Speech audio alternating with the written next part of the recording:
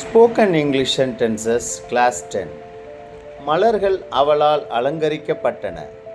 The flowers were arranged by her. அவர்கள் தற்செயலாக சந்தித்தார்கள்.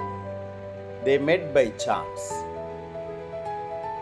அவர் விழுந்து காயமடைந்தார். He got hurt by falling.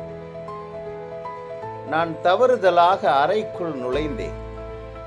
I entered the room by mistake. நாங்கள் நேற்று உங்கள் வீட்டு வழியாக சென்றோம். We passed by your house yesterday.